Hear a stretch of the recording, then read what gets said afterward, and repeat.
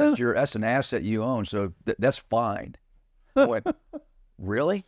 So it was like it was a check the block. I mean, it wasn't like going down to the bank and getting a loan. You know what I'm talking about. So I was like, wait a minute, this is different. Welcome to the world. And this mortgage company, they treat it as a different asset than a loan.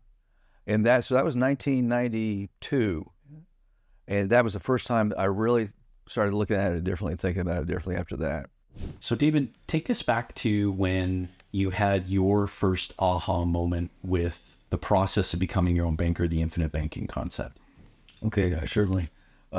This might not be explained in IBC terminology. My first time when I got the message was we lived in Montgomery, Kim and I, and we had 4 kids by then, and we were getting ready to move to Savannah, Georgia. And we decided to buy a house in Savannah. And we were getting a conventional loan, so I needed to put down 20%. And of course, I didn't have any money because I was in the Army, and all my disposable income was going to premiums. That was before my aha moment. We had to come up with some cash.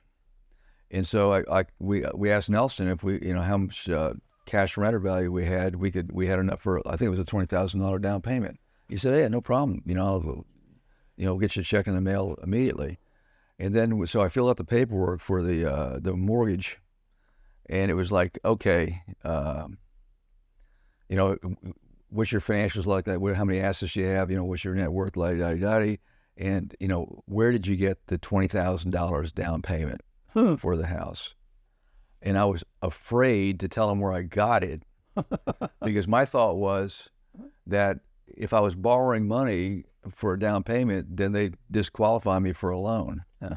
Okay, so I was like, how do I get around this and not tell them that this is a loan that I'm using for a down payment?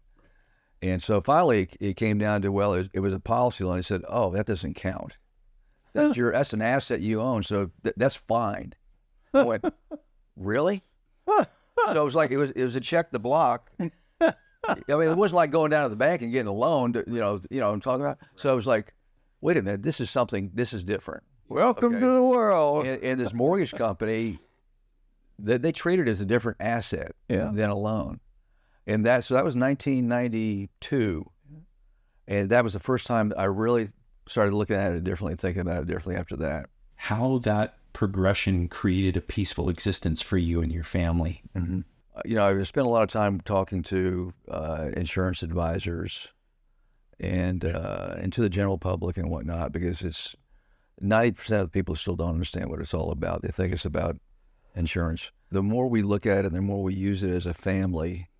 And Kim was on the computer yesterday with an insurance company, paying policy loans online, doing it herself. But the more I realize, all we're talking about is creating a cash flow management system where you don't lose control of that cash flow.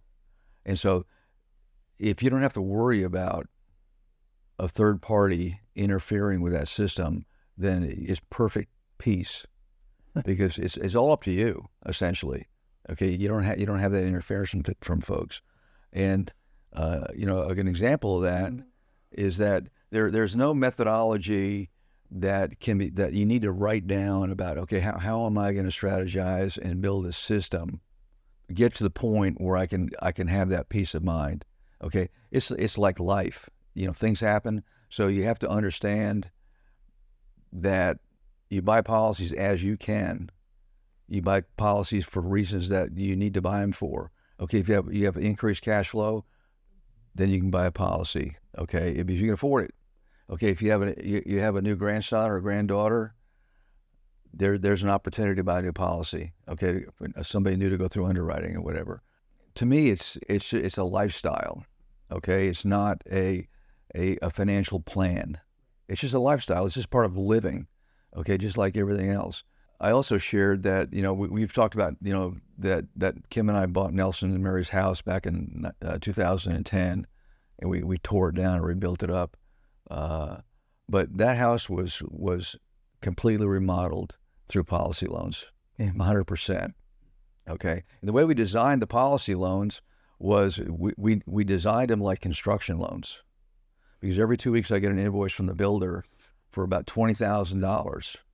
They'd invoice me for what, for materials and labor, because it was a cost plus contract we did. So it was about a $20,000 invoice every 2 weeks. And so every 2 weeks, $20,000 policy loan. And it would take 2 or 3 days to cycle it and get in the bank account. But so we had that set up. And so it's just a cash flow, from the policies to me, to the construction company, and back around again. So it was all over with. We had that audit trail. And it's still, unfortunately, the house is still not paid for, but guess what? The deed is in my possession. Okay, I have a place for windfalls if I ever have an opportunity to get some, Which will be. and we pay it as we can or want to. So that's perfect peace of mind.